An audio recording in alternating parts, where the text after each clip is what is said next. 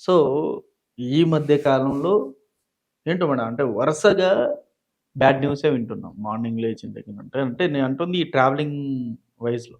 మొన్న మనం చూసాం. ఒక ఫ్లైట్ యాక్సిడెంట్. అసలు భారతదేశ చరిత్రలోనే భయంకరమైన ఫ్లైట్ యాక్సిడెంట్. నిన్నటికి నిన్న మన కర్నూల్‌లో. సో, అసలు 20 మంది దాదాపు 20 మంది దాకా సజీవ దహనం అయిపోయారు బస్. ఫ్లైట్ యాక్సిడెంట్‌లో టాటా ఎయిర్‌లైన్స్, హ్మ్. ఎయిర్ ఇండియా హ్మ్. దానికి దాన్ని అమ్మింది, విమానాన్ని నిర్మించింది అమెరికా వాళ్ళు. అమెరికా వాడు. దాని మెయింటెనెన్సు, సెక్యూరిటీసు ఇంగ్లాండ్ వాళ్ళనుకుంటా. హ్మ్. So, India, England, America. America ముగ్గురు కలిపి దాని మీద పరిశోధన చేశారు. హ్మ్. ఇంతవరకు దాని బ్లాక్ బాక్స్‌లో ఏముందో జనానికి చెప్పాలని వాళ్ళు అనుకోవట్లేదు. ఇంతమంది ప్రయాణికులు మరణించాక హ్మ్. ఈ దేశ ప్రజలకి ఆ ఎయిర్‌లైన్స్‌లో గానీ, దాని నిర్మాణంలో గానీ, లేకపోతే దాని నిర్వహణలో గానీ ఉన్న లోపాలు తెలుసుకునే హక్కు, హ్మ్.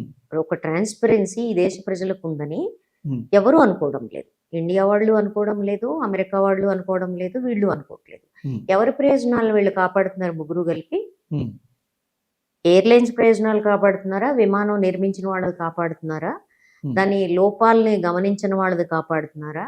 లేకపోతే గ్రౌండ్ క్రూ ఏదైతే ఉందో, వాళ్ళు మెయింటెనెన్స్ ఎయిర్‌పోర్ట్ మెయింటెనెన్స్‌లో గ్రౌండ్ క్రూ దానికుండే లోపాలను గమనించకపోవడాన్ని మాట్లాడుతున్నారా? దేన్ని మాట్లాడుతున్నారు? హ్మ్. దేన్ని దాచిపెడుతున్నారు?